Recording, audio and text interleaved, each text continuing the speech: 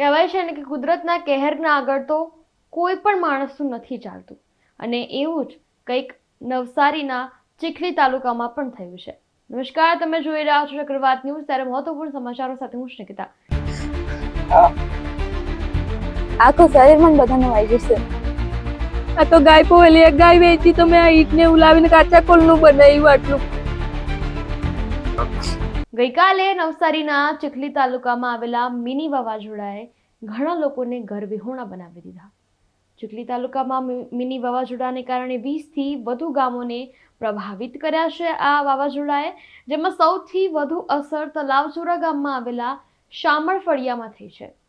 ત્યારે આ શામળા ફળિયામાં વાવાઝોડાએ કહેર મચાવ્યો છે.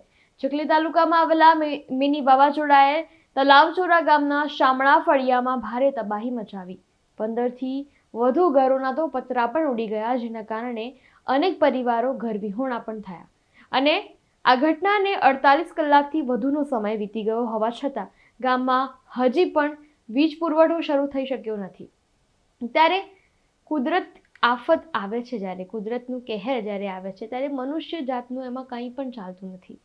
એ પછી સુનામી હોય, વાવાઝોડું હોય, ધરતીકંપ હોય, ત્યારે આપણે એમાં કંઈ પણ કરી શકતા નથી.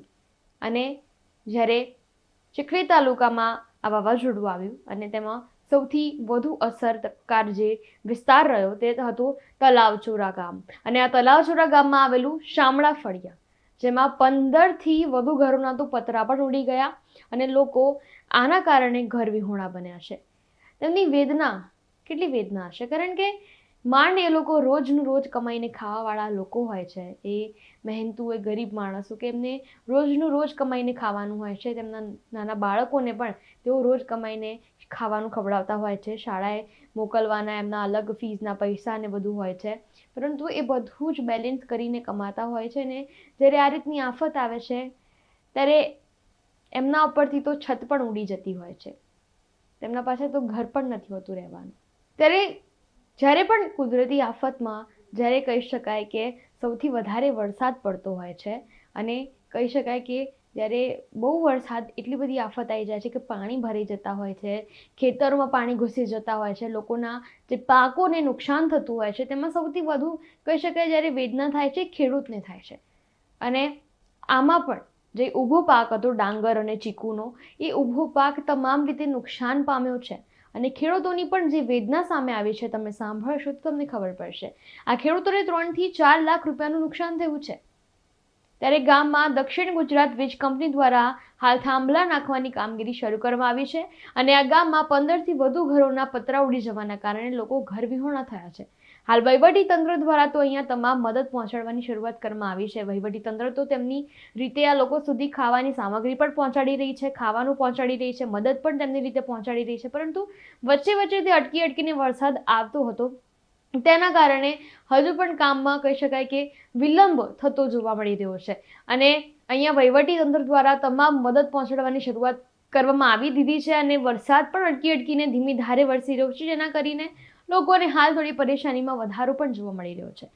પરંતુ કહી શકાય કે જે સ્ત્રીઓ છે આ ગામની, તેમને તો આર્થિક અને શારીરિક બંને રીતે નુકસાન થયું છે. અને એમની વેદના જે સામે આવી છે તે તમે સાંભળો.